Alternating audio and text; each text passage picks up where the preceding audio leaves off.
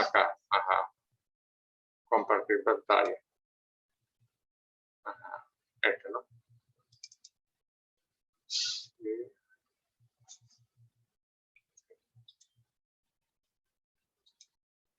Okay. Buenos días. Hoy vamos a dar inicio al estudio de la región del codo y antebrazo. La semana pasada, el doctor Héctor Parra dio la clase de hombro, axila y brazo. Vamos a empezar a definir lo que es la región del codo para luego continuar con el antebrazo. En esta imagen podemos ver que la región del codo es una región intermedia que se encuentra entre el brazo y el antebrazo. Va a permitir unos movimientos de flexión y extensión del antebrazo sobre el brazo en relación al brazo. Y va a haber unos movimientos de supinación y pronación que son movimientos de rotación. El segmento codo comprende el conjunto de partes blandas que rodea a la articulación húmero antebraquial, es decir, a la articulación del codo, tanto por la parte anterior como por la parte posterior. Y como habíamos dicho anteriormente, es el segmento del miembro superior que se encuentra entre el brazo y el antebrazo. Para su estudio, lo podemos dividir en tres regiones. Una inicial sería la ósea, la parte osteoarticular, donde estaría conformado por la epífisis distal del húmero, la epífisis proximal del radio y la epífisis distal del cúbito. Va a haber una parte anterior que es el pliegue del codo, donde se van a encontrar los canales bicipitales. Se va a encontrar arterias, venas y nervios que vienen del brazo y van hacia el antebrazo, y las venas que tienen un recorrido del antebrazo hacia el brazo. Y la región olecraniana, que sería la parte posterior de la articulación del codo, recibe este nombre por el olecrano, que es una parte, un detalle anatómico del hueso cúbito que ustedes lo vieron en la parte de osteoartrología del miembro superior. La región del codo va a estar limitada superiormente 4 centímetros por encima del pliegue del codo y 4 centímetros por debajo del pliegue del codo. La región del pliegue del codo va a ser el conjunto de partes blandas que se encuentran situadas por delante de la articulación del codo. Y esta zona se va a estudiar una parte muscular, una parte aponeurótica y una parte superficial que corresponde ya a la piel. Esta es una resonancia donde estamos viendo los músculos del pliegue del codo. Y esto es una radiografía donde estamos viendo la epífisis distal del húmero, la epífisis proximal del radio y la epífisis proximal del cúbito, formando la articulación del codo. La región del pliegue del codo va a tener límites. Ellos van a ser hacia la profundidad, vamos a tener el plano de la cápsula articular superficialmente, va a corresponder al mismo límite del codo, sería 4 centímetros por encima de la epitroclea, 4 centímetros por debajo de la epitroclea, y lateralmente van a haber dos líneas verticales convencionales que pasan por el epicóndilo por la parte de afuera y por la epitroclea por la parte de adentro. Entonces, esta sería lo que correspondería al pliegue del codo. Los relieves en extensión completa van a ver una eminencia media que corresponde al bíceps y al tendón del bíceps. Si ustedes flexionan el codo en 90 grados y tocan en la parte media, van a sentir un cordón duro Ese cordón duro corresponde al tendón del músculo bíceps braquial, que él se va a insertar en la tuberosidad del radio. Hacia la parte lateral va a corresponder la eminencia lateral o epicondilia, y hacia la parte interna va a corresponder a la eminencia interna o epitroclear. Recordando las clases de anatomía y sus divisiones, tenemos que recordar que interno significa que está más cerca al plano medio con respecto a otra estructura, y lateral significa que se encuentra más alejado del plano medio con respecto a otra estructura. Entonces, la eminencia lateral va a estar más lejos del plano medio en relación al tendón del bíceps, y la eminencia interna o epitroclear va a estar más cerca al plano medio con respecto al tendón del músculo bíceps, que él, cuando atraviesa el pliegue del codo, va a dividir a la fosa cubital en dos canales que lo vamos a ver más adelante. La fosa cubital es una depresión que se encuentra en el pliegue del codo, que va a tener como límite el piso, va a ser el músculo braquial anterior y supinador corto. El braquial anterior lo podemos ver en fucsia. El supinador corto no lo estamos viendo, habría que retirar, disecar los músculos superficiales para poderlo observar adecuadamente. El techo va a ser la aponeurosis humeral y un reforzamiento del tendón del bíceps braquial, que aquí lo estamos viendo en verde. Externamente vamos a tener el músculo supinador largo, su borde lateral, su borde medial, disculpen, en amarillo, y internamente vamos en morado, va a estar el músculo pronador redondo. ¿Okay? Este correspondería entonces a la fosa cubital. En la fosa cubital vamos a encontrar, como ya habíamos hablado, de unos canales bicipitales. Y ya habíamos dicho que el tendón del bíceps va a dividir esa fosa en dos canales. Uno interno, que va a ser el espacio comprendido entre la eminencia interna muscular y la eminencia media. Y el externo va a corresponder a la espacio comprendido entre la eminencia externa y la eminencia media. Y en esta, ¿cuál es la importancia de la fosa cubital? Porque es por aquí donde van a pasar nervios y vasos que vienen del brazo y se dirigen hacia el antebrazo. Entre estos nervios vamos a tener el nervio mediano, la arteria humeral, que va a dividirse en arteria cubital y arteria radial, el nervio radial, que aquí se va a dividir en una rama profunda que le va a dar la inervación a los músculos del compartimiento posterior del antebrazo, y una rama superficial que le va a dar la inervación sensitiva, entre otros. El canal bicipital externo, por lo tanto, su límite va a ser el supinador largo, porque forma parte de esa eminencia lateral. El límite interno es el tendón del bíceps braquial, e inferiormente es el cruce entre el músculo supinador largo y el pronador redondo.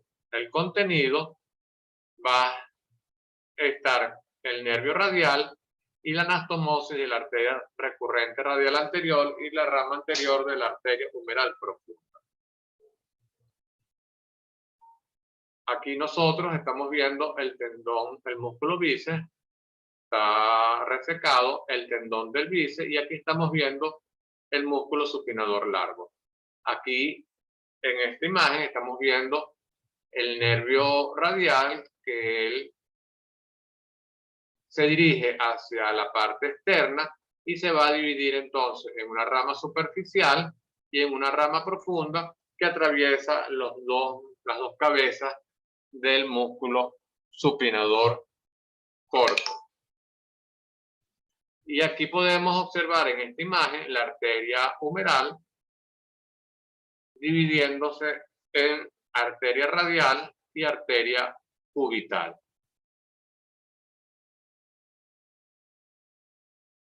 Una imagen ampliada de lo que estábamos hablando, podemos observar el tendón del bíceps braquial, entonces dividiéndolo, la fosa cubital en un canal bicipital externo y en un canal bicipital.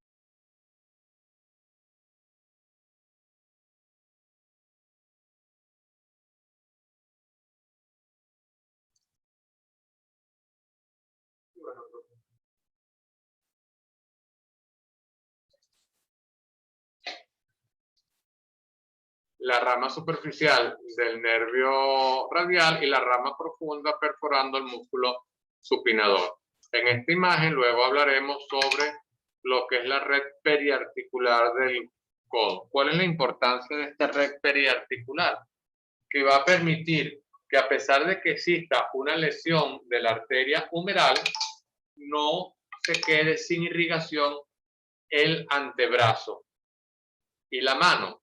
Si nosotros tuviésemos una lesión de la arteria humeral a este nivel, la sangre seguiría llegando al antebrazo por las arterias humeral profundas, que ya se va a dividir en una rama anterior, en una rama posterior, que luego se va a anastomosar con ramas recurrentes que se devuelven de la arteria radial.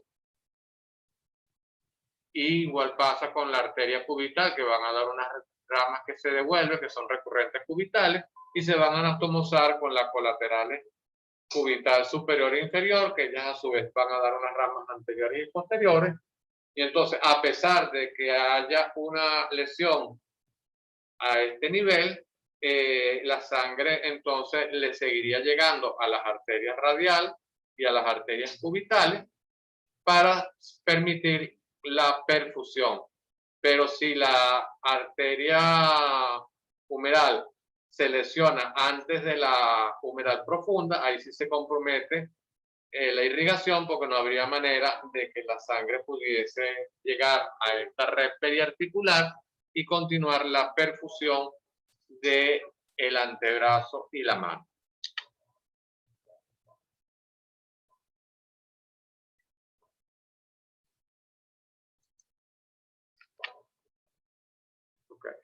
Y ahí estamos viendo la arteria recurrente radial anterior, lo que lo habíamos explicado, y la región del codo en el canal bicipital interno. Vamos a tener unos límites que van a ser por dentro, pronador redondo, por fuera, el cuerpo y tendón del bíceps braquial, e inferior, el cruce del pronador redondo y bíceps braquial. ¿Qué significa cuando digo por dentro? Es interno. Por fuera es externo o lateral. Fíjense que el tendón del bíceps braquial en el canal bicipital externo era medial con respecto al músculo supinador largo. Ahora, en el canal bicipital interno, el mismo tendón ya no es medial, sino pasa a ser lateral, porque él se está relacionando es con el pronador redondo, que él se encuentra más cerca del plano medio. Entonces es importante que ustedes repasen todo lo que es los conceptos fundamentales y tengan claridad en lo que significa lateral, medial, superior, inferior, proximal, distal, porque toda la descripción de la anatomía humana está en relación con esos términos y con la posición anatómica. Que debe recordarse que la posición anatómica es el cadáver de pie y con los brazos paralelos, con la cara, con la palma de la mano hacia adelante, con los talones juntos, etcétera, que tienen que repasar eso. Y toda esa descripción que se hace en los libros de anatomía es con la persona de pie. Cuando ustedes lo estudian en la parte práctica, el cadáver está acostado en decúbito. Entonces tienen que llevar esa posición del cadáver descrito de manera de pie al cadáver en decúbito. Porque lo que es superior en decúbito no es superior en la parte del cadáver en posición de pie. El contenido del canal bicipital interno entonces va a ser la arteria humeral rodeada por dos venas humerales, el nervio mediano y la anastomosis de la arteria recurrente cubital anterior y de la rama anterior de la colateral interna inferior de la arteria humeral. Aquí estamos viendo entonces la anastomosis del canal bicipital interno, y todo esto sería la red periarticular del codo. Entonces, este círculo arterial del codo, la arteria humeral, se va a dividir, por lo tanto, en una arteria radial y en una arteria cubital. Una de las ramas colaterales de la arteria humeral, que es importante, es la arteria humeral profunda o colateral externa, también se conoce con ese nombre, que a su vez se va a dividir en una rama posterior y una rama anterior, que ya hemos explicado anteriormente.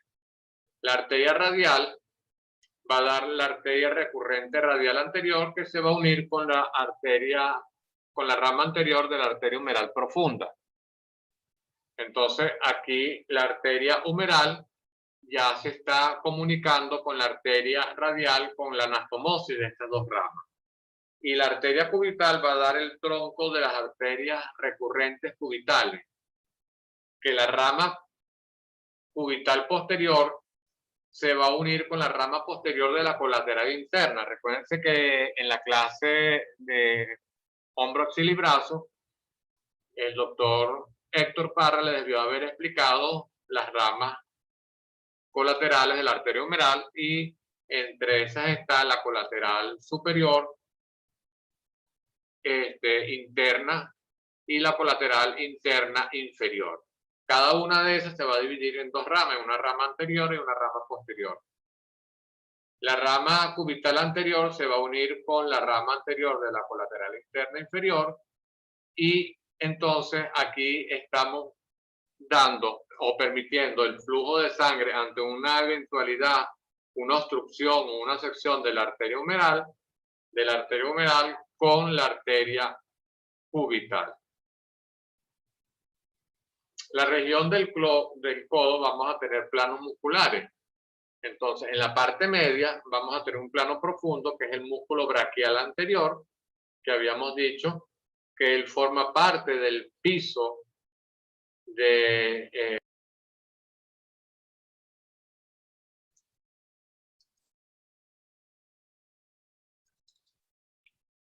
anteriormente.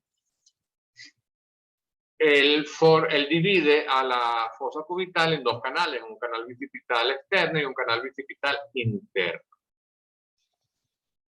Va a haber un grupo muscular interno que va a tener un plano profundo, un plano medio, un plano superficial, y un plano externo o epicondilio, donde va a estar el braquio radial, el primer radial, el segundo radial y el supinador.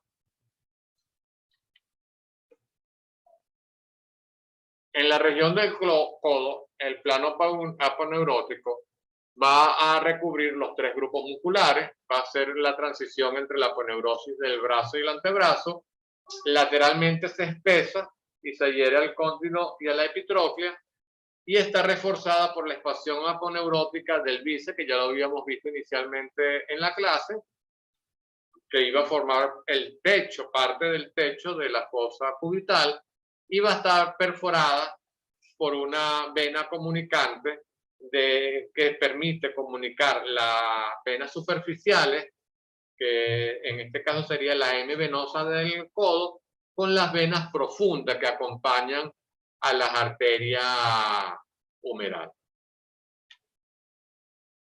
Aquí estamos viendo el drenaje venoso superficial, donde las venas se van a originar, que esta clase le corresponde al doctor Julio Palencia, donde se va a formar el arco venoso dorsal y que va a dar origen a las venas superficiales que se van a dirigir hacia el antebrazo.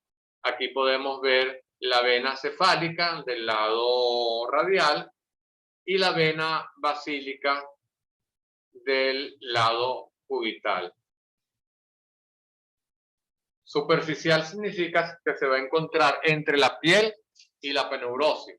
Observen que aquí no estamos viendo músculo, estamos viendo este relieve corresponde al tendón del músculo flexor radial largo del carpo o palmar mayor. Por aquí estaría el músculo supinador largo, por aquí tendría el tendón del músculo cubital. En la parte media tendríamos este relieve que correspondería al palmar largo o palmar menor.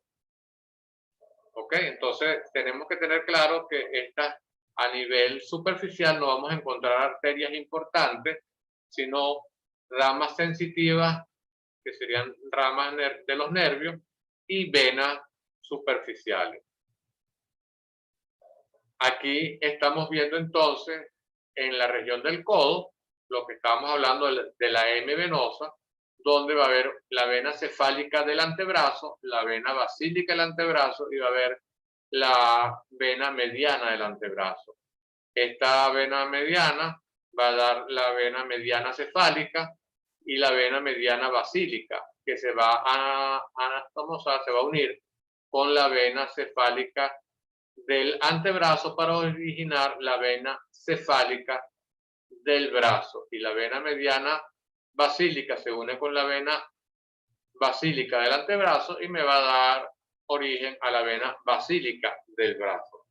Observemos aquí que este relieve en la parte media sería el músculo bíceps braquial y en la parte acá, ya media del codo, donde correspondería al pliegue, tendríamos el tendón del músculo bíceps. Y estos son los puntos donde en la parte clínica uno se hace la toma o la muestra de la sangre venosa.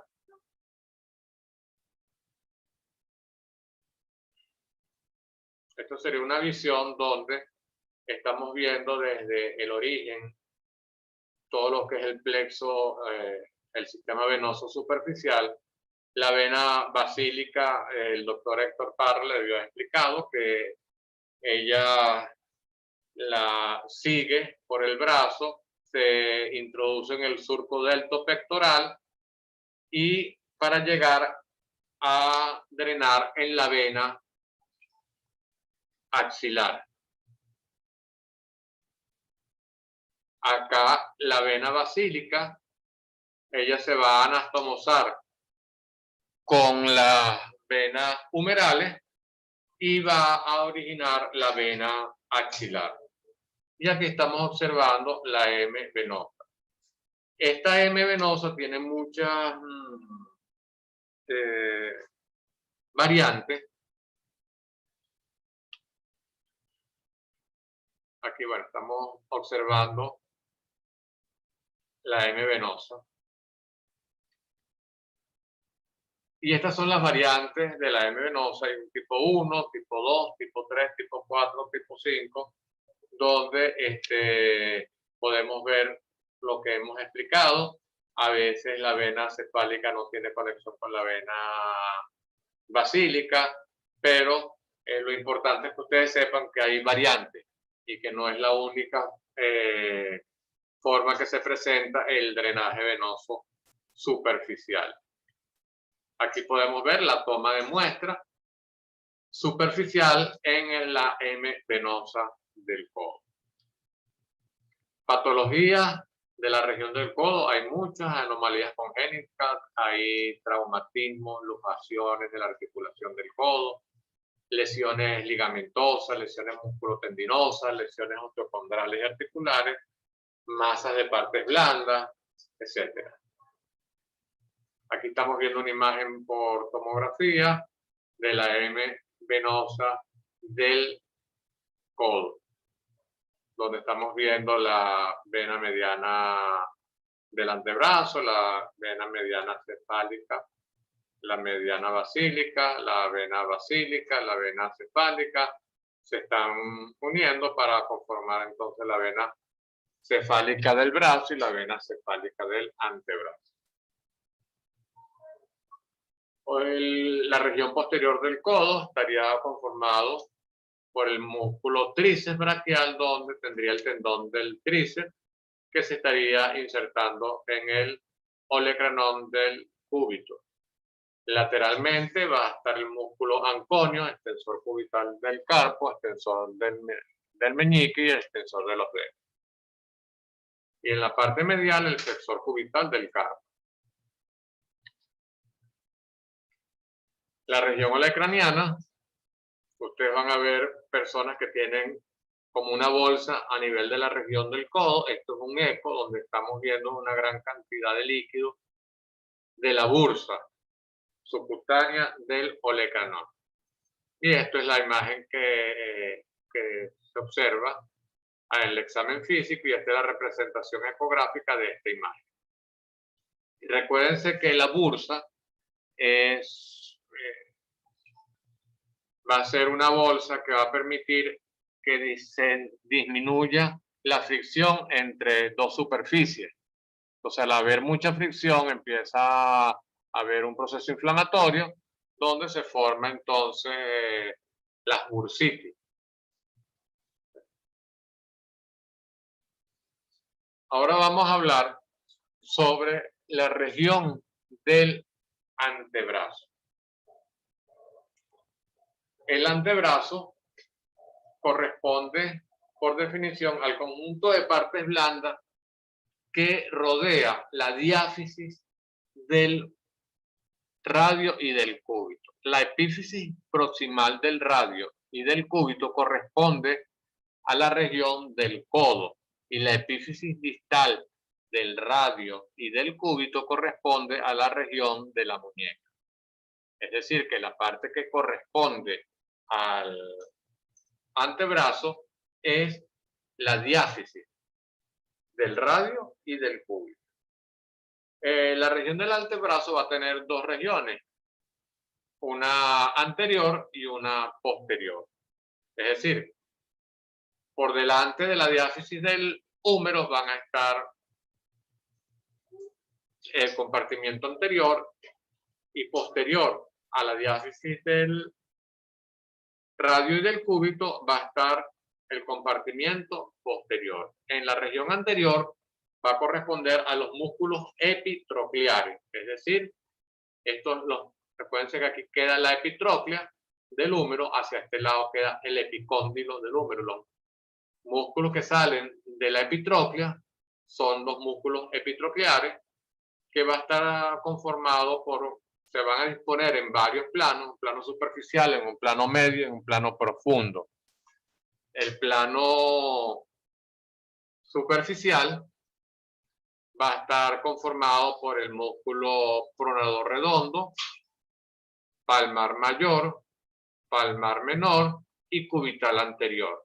En un plano medio va a estar el flexor común superficial de los dedos, y en un plano profundo va a estar el músculo pronador cuadrado, que lo veremos en otra imagen, y el flexor propio del primer dedo.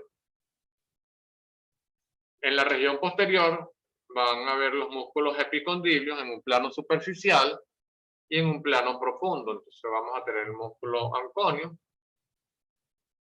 vamos a tener el extensor común de los dedos, el extensor propio del quinto dedo, el cubital posterior o extensor cubital del carpo. Vamos a tener los músculos supinador largo, primer radial externo y segundo radial externo.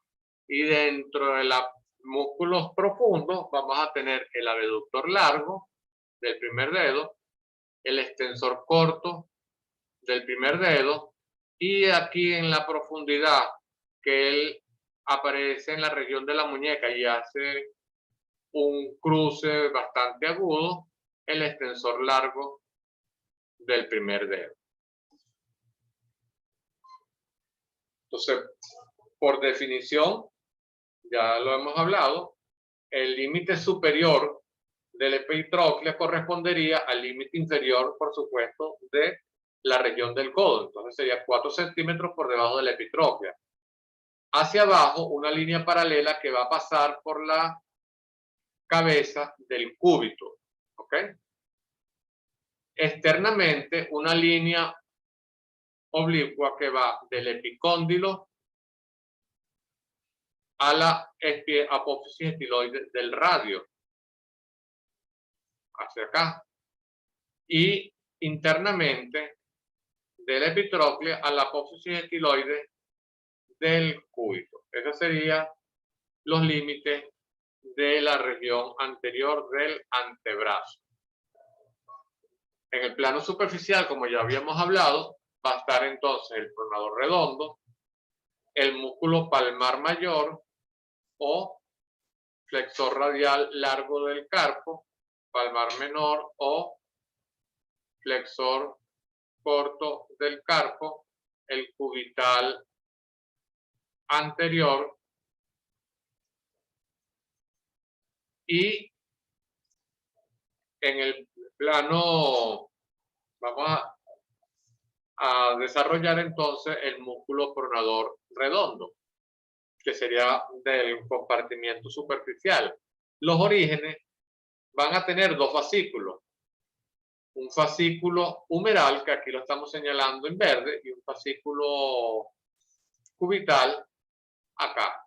Entonces, en el fascículo humeral va a originarse en la mitad superior de la cara anterior de la epitróclea, en el tabique intermuscular interno, en el tabique que lo separa del palmar mayor, y en la cara profunda de la aponeurosis antebraquial. Recuerden que todos estos músculos están recubiertos por una aponeurosis y de ahí ellos se anclan para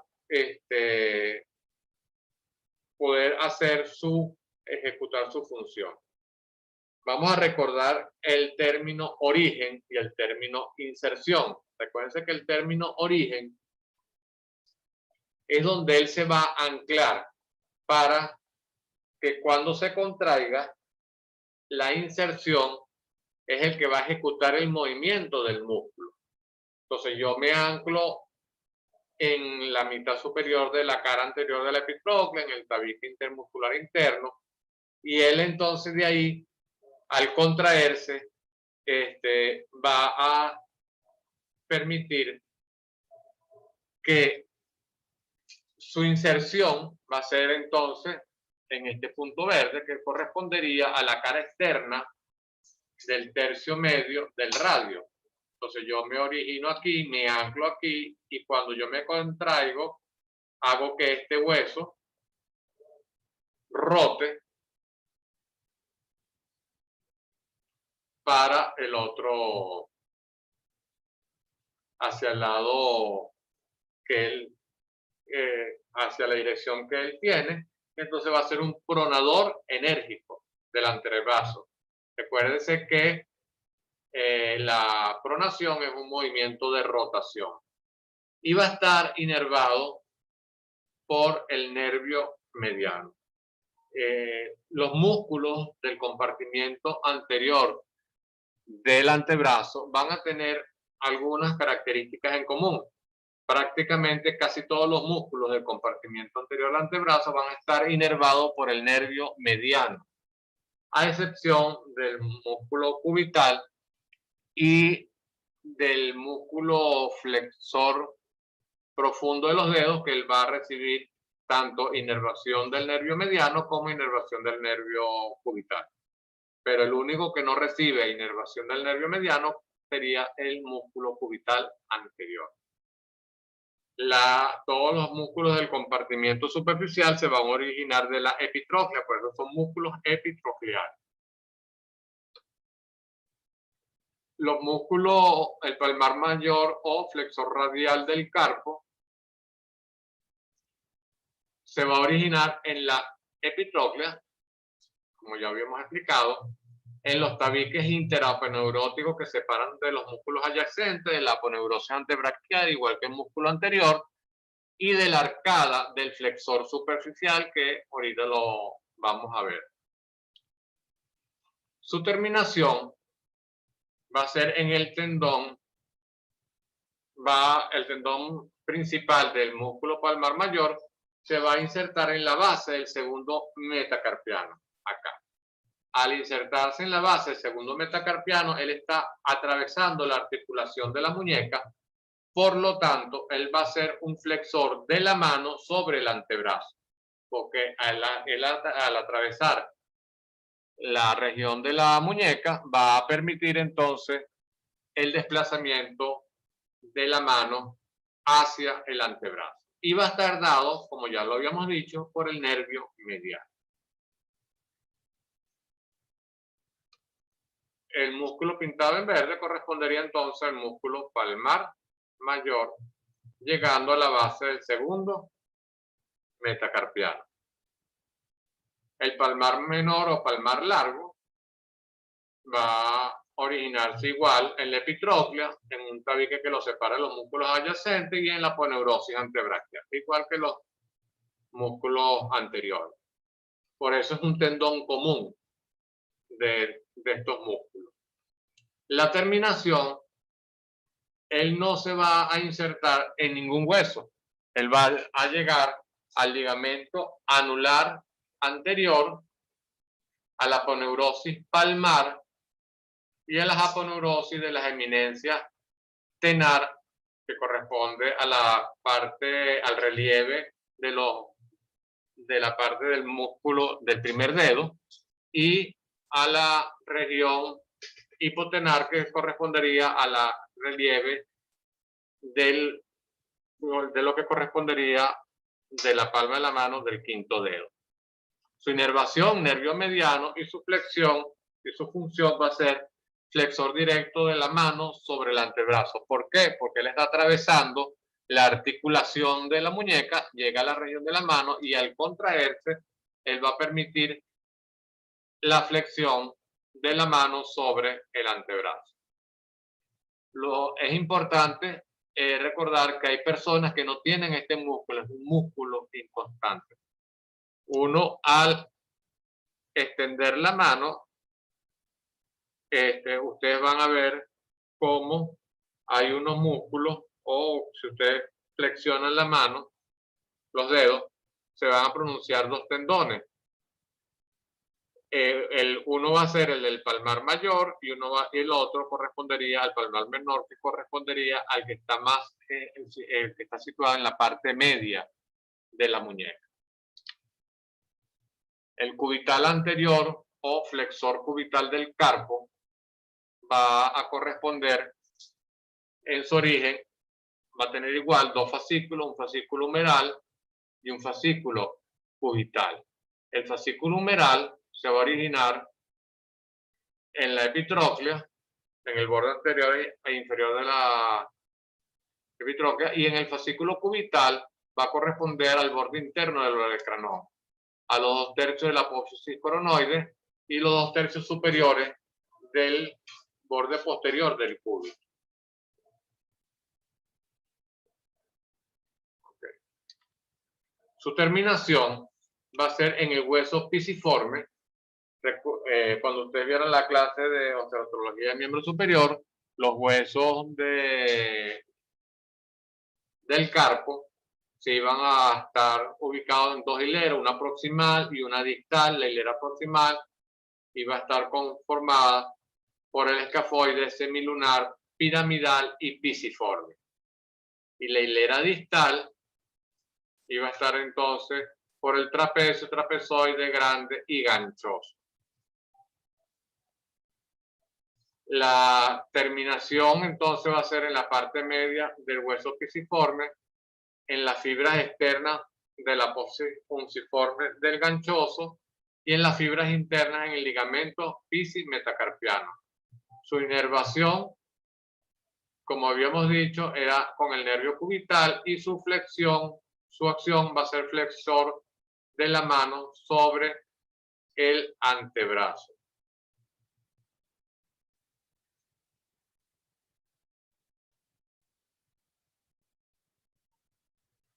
Okay. Acá podemos ver pintado en verde el músculo cubital anterior o flexor cubital del carpo.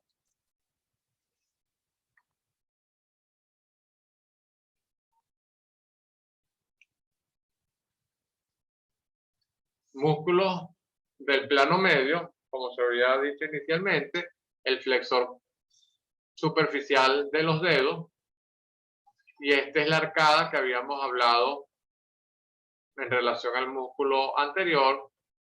Sus orígenes va a ser entonces un fascículo húmero-cubital que va a ser el principal, va a estar en la cara anterior de la epitropia, el ligamento lateral interno del codo, del tubérculo coronoideo, del borde interno de la apófisis coronoide. El fascículo radial va a estar en la mitad superior del borde anterior del radio, de la cara externa del radio y una arcada fibrosa. Su inserción, él va a dividirse en dos grupos. Un fascículo húmero-cubital que se va a dividir en un haz superficial para los dedos medios y anular y un haz profundo para los dedos índice y meñique. ¿Y dónde van a terminar? Ellos se van a dividir en dos lengüetas, que la podemos observar acá, y se van a fijar en los bordes laterales de la segunda falange. El músculo flexor profundo de los dedos va a pasar entre estas dos lengüetas para insertarse en la falange distal. Por lo tanto, este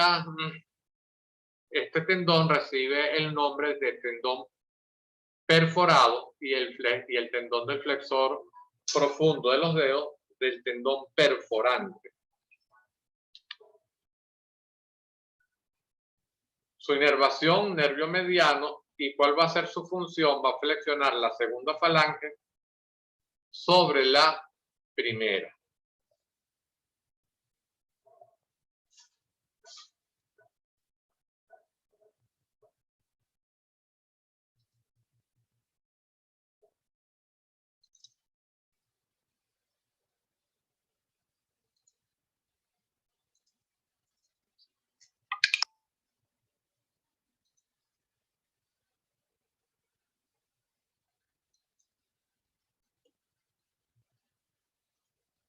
Continuando con el flexor común profundo de los dedos, entonces tenemos que su origen va a ser en el cúbito, los 3/4 superiores de la cara anterior e interna del cúbito hasta la apófisis coronoide, la membrana interósea y en el radio accesoriamente encima de la tuberosidad bicipital y en el borde interóseo. Su terminación va a ser en la base de la tercera falange, como podemos ver acá. Aquí está seccionado el tendón del flexor común superficial de los dedos, que sería el tendón perforado, y este sería el tendón perforante. Su inervación va a ser nervio mediano para el segundo y tercer dedo y nervio cubital para el cuarto y quinto dedo. La acción va a flexionar la tercera falange sobre la segunda. Esta es una imagen donde podemos, para que observe bien lo que se le trata de explicar del tendón perforado y perforante. Este es perforado porque son las dos lengüetas que se están insertando en las caras laterales de la segunda falange, y a través de este espacio pasa el tendón del flexor común profundo de los dedos para llegar a la base de la tercera falange. El flexor largo propio del pulgar, su origen este que está acá, va a ser la cara anterior del radio desde la tuberosidad bicipital hasta el pronador cuadrado. Y su cara externa va a estar en la cara externa de la apófisis coronoide. ¿Okay? Su inserción va a ser en la base de la segunda falange del pulgar. Va a estar dado por la inervación nervio mediano y va a flexionar la segunda falange del pulgar sobre la primera y carece de acción sobre el metacarpiano. Recuerden que el pulgar o el primer dedo está conformado por dos falanges, una proximal y una distal, a diferencia del resto de los dedos que va a tener una falange proximal, media y distal. Y por último estaríamos hablando del pronador cuadrado. Su inserción va a ser en el cuarto inferior de la cara anterior del radio. Okay. Su origen va a ser en el cúbito. Él se origina acá y se va a insertar en el radio. Su cuerpo cavernoso se compone en dos planos, uno superficial y uno profundo. Y va a estar dado por el nervio mediano a través de la rama del nervio interóseo anterior.